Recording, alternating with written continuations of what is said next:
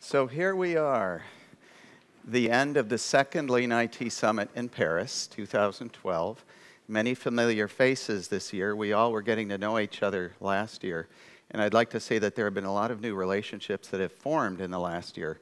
And I hope for more of that to come, because that's, after all, what we're here to do, is to learn and build relationships. So in the spirit of Lean, what I would like to do is conduct a reflection.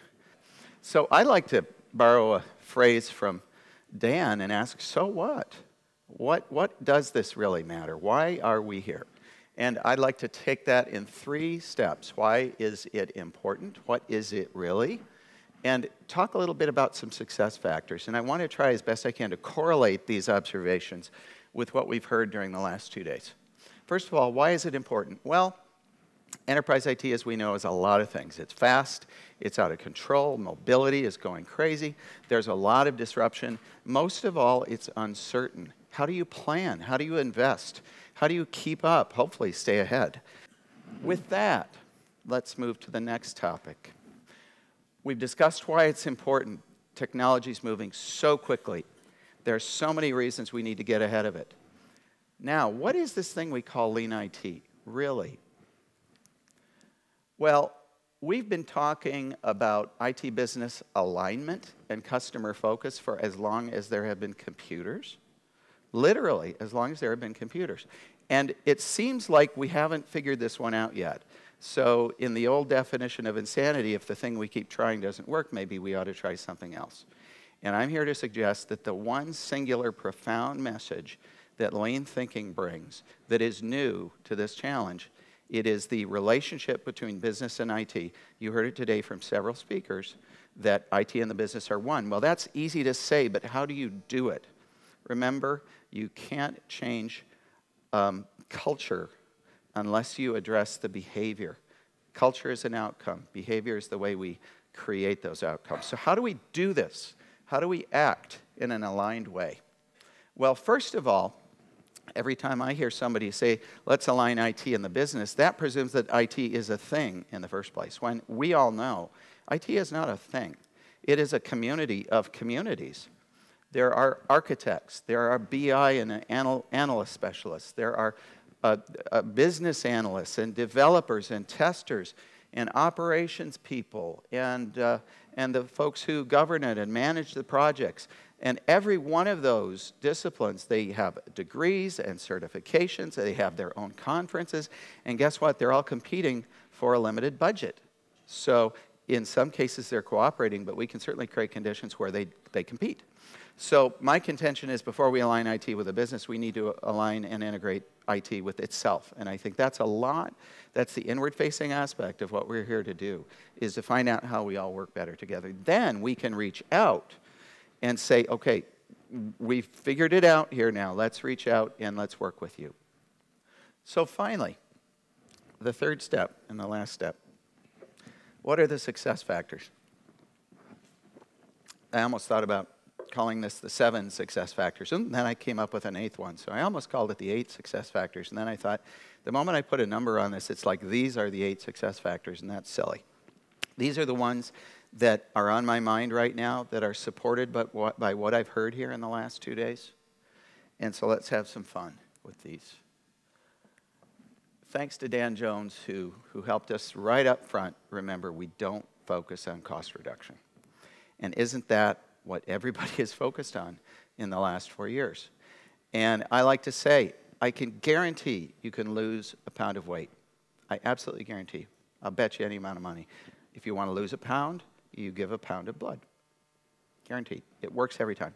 The problem is it's not sustainable. You can't lose 10 pounds, and you can't do it over and over again. Okay? But losing weight, cutting costs by giving blood in IT is very simple. Fire people, cut projects, reduce the service levels. Okay? Fine. There you go, bottom line. Now, are we healthy? Are we bouncing back? Are our people now overburdened? Do we have the time to focus on continuous improvement? No, of course not. So by focusing on waste, by helping people learn how to see waste and improve their condition, we can improve. And oh, by the way, capacity is liberated, quality improves, we get a better relationship with our customer, and in the end, as an outcome, cost is reduced, okay? So it's important, like Dan said, the sequence. Oh, and reducing cost by waste reduction naturally takes longer. Be honest about overburden, eliminate Muri. I heard this from Martin and Matej of Tito, and I heard this from Alan, both, that you need to give people slack, time, because one of the principal ways that a company like Toyota continuously improves over time and drives defects down and drives stability up is every time they encounter a problem, they are not only given the time, but they are required to stop the line and not only fix whatever's wrong, but say, why did it go wrong and what can we do to prevent it again? And only by doing that can you improve over time so that you have fewer interruptions, fewer line stops. But you need, at whatever capacity means to you, and however you plan that capacity, you need to build slack into your capacity equation so that people aren't sitting there making a decision between, do I stop the line and fix it and get in trouble because I don't meet my daily performance goals, or do I focus on quality? And if they have to even stop for a moment and think about which way to go, you have a problem on your hands, okay? Now here's the thing. At the end of the day, if you've planned slack for the day, that doesn't mean you've wasted that time. At the end of the day, I guarantee that time will be used constructively in some way, okay? Either to solve the problems that arise during the day, to launch a spontaneous problem-solving event if they do come to the end of the day and they have a little slack time. But the one thing they shouldn't do is overproduce, okay? So, but if you don't build that in, if you don't stop thinking that resource utilization, everybody being busy all day long is a measure of success, then you're on the wrong road. But it's a very hard habit to break. It's a hard mental model to break. Okay? Third, develop people through continuous coaching and learning. Anybody who's been around Lean for years has seen this again and again and again. This little hokey sketch John Shook's been carrying around since he went to work at Toyota, I don't know how many years ago. And it's a leader who's higher up the mountain. They've worked to get there. They've learned. And now their effort is into helping others up. Okay? The role of leadership is to build other leaders. Okay? And we heard that from Dan. We heard that strongly from Pierre.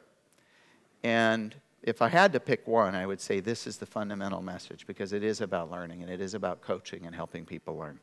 This too takes time. You need to factor this in because it is part of the continuous improvement process, not of the process, but of the people.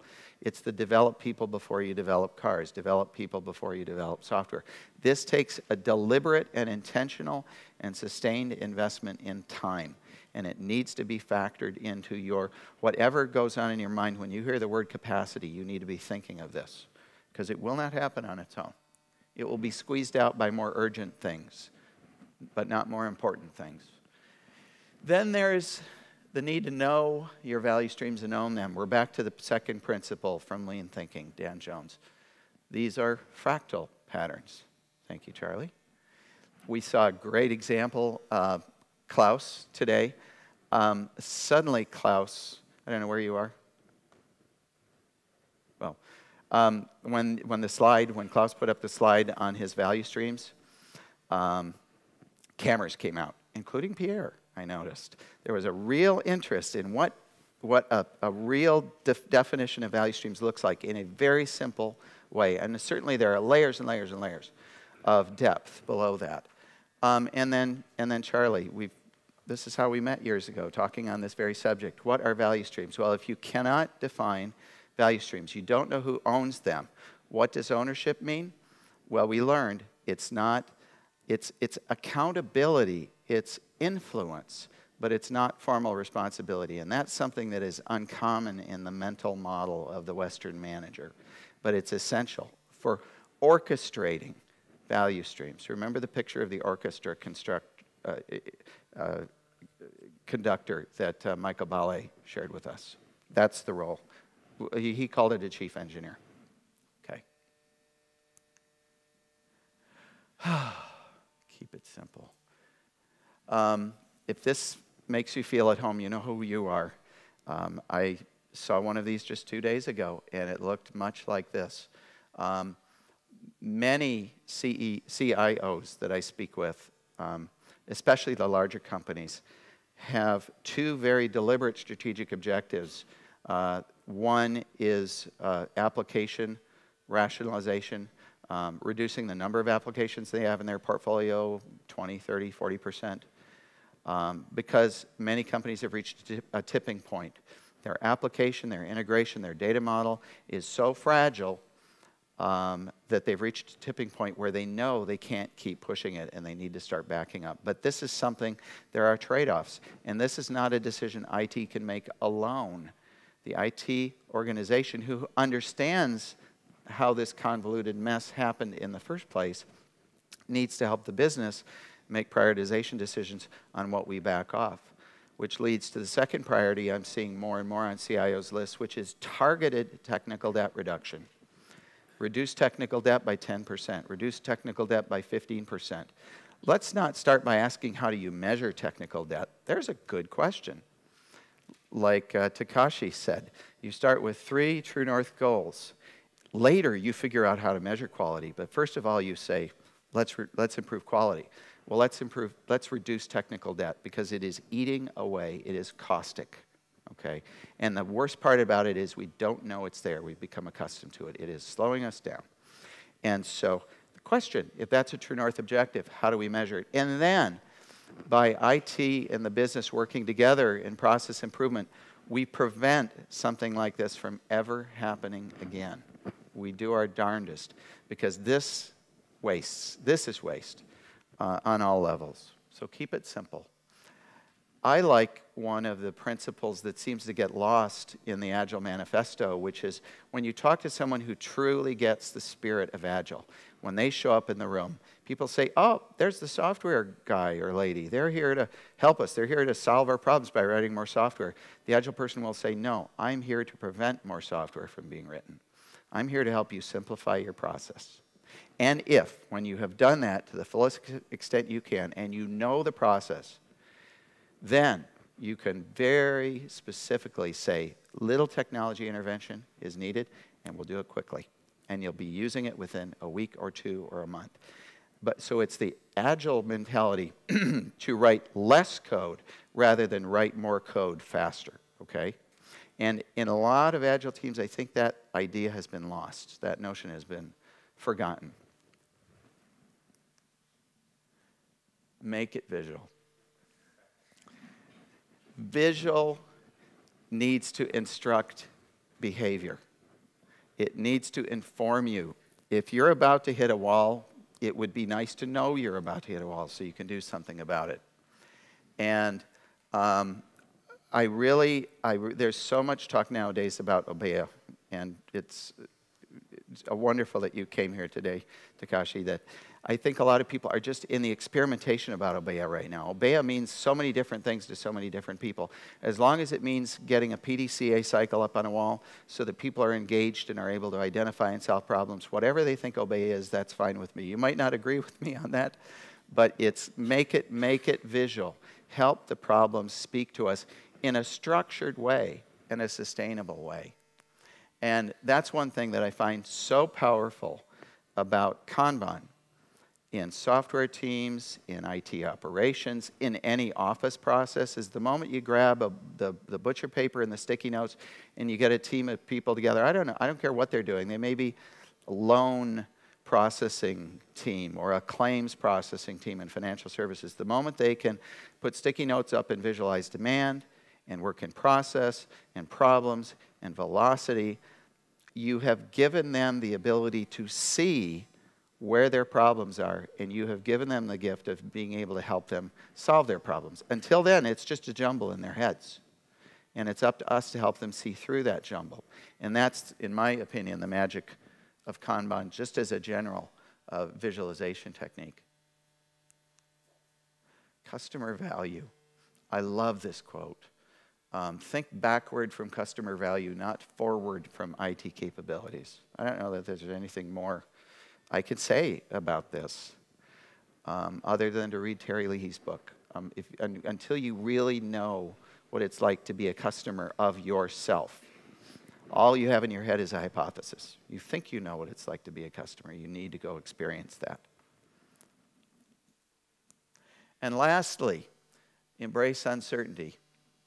What I have learned in the last couple of years is that the lean practitioners, Agile, Scrum, Kanban, Kata, the lean startup, the principles of Obeya, the principles of Hoshin Kanri, they all mean the same thing, in that somehow we come together with a purpose as a team, develop relationships and a way of solving problems together.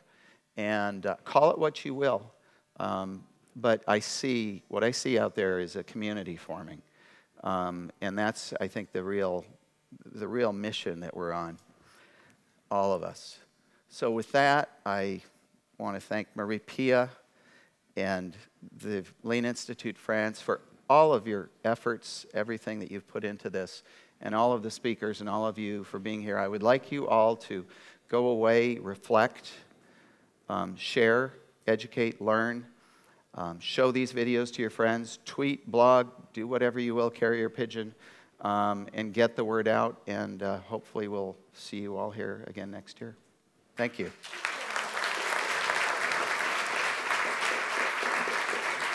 Thank you.